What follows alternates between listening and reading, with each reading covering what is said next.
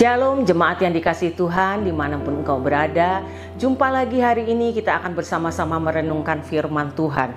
Dan firman hari ini berjudul berbuat baik. Kita akan membaca bersama di Galatia 6 ayat yang ke-10. Demikian firman Tuhan.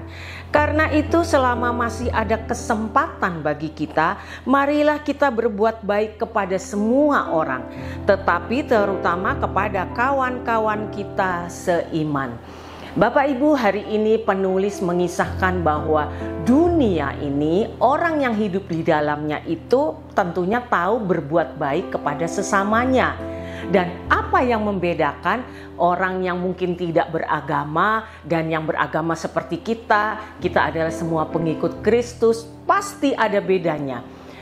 Ayat yang kita baca tadi tentang berbuat baik itu asal katanya dari agathos, artinya berbuat baik benar-benar yang berguna dan berbuat baik yang pastinya excellent, luar biasa, dan juga berbuat baik tentang kita harus berbahagia, kita membuat orang berbahagia karena perbuatan baik kita.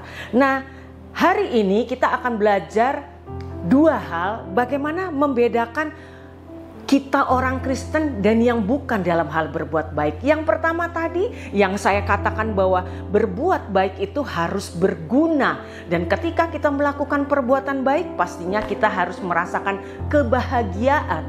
Itu yang pertama. Dan bagaimana yang kedua? Ketika kita mengenal Kristus Yesus yang menjadi Tuhan dan Juru Selamat kita, pastinya ada Roh Kudus dalam kehidupan kita. Nah, Roh Kudus itulah yang akan menjamah hati kita untuk berbuat baik. Perbuatan baik itu ada di dalam Galatia 5 ayat 22-23, yaitu buah roh. Ketika Roh Kudus itu sudah menjamah kita, maka otomatis kita bisa berbuat baik kepada orang lain. Dan ada kalanya kalau kita memakai kedagingan kita, biasanya ketika kita mau berbuat baik kita akan mikir, orang itu akan baik kembali buat kita nggak ya? Atau Tuhan balas kebaikan kita nggak ya? Tapi ketika Roh Kudus yang menjamah hati kita, maka otomatis kita akan melayani orang, kita berbuat baik kepada orang itu dengan tulus. Ya, karena Roh Kudus itu baik dan Dia akan mengingatkan kita, dan ketulusan itu akan keluar dari kehidupan kita. Sehingga ketika kita berbuat baik kepada seseorang itu pastinya akan mengenal, oh ya, ada Yesus dalam kehidupannya. Dan di dalam Matius 5 ayat 16 berkata demikian, Roh Kudus akan menuntun hati kita untuk berbuat baik dengan ketulusan, sehingga mereka yang melihat perbuatanmu yang baik akan memuliakan Bapamu yang di sorga.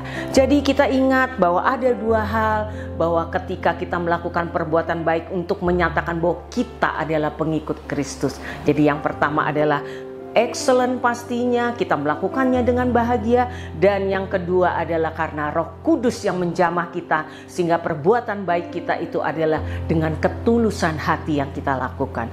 Dan ada suatu quote sebagai penutup renungan kita hari ini.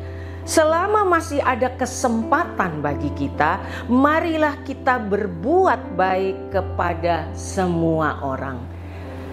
Tinggal mau atau tidak, sanggup atau tidak, tapi pastinya kita sanggup karena ada Roh Kudus dalam kehidupan saya dan Bapak Ibu sekalian. Selamat weekend, Tuhan Yesus memberkati. Immanuel.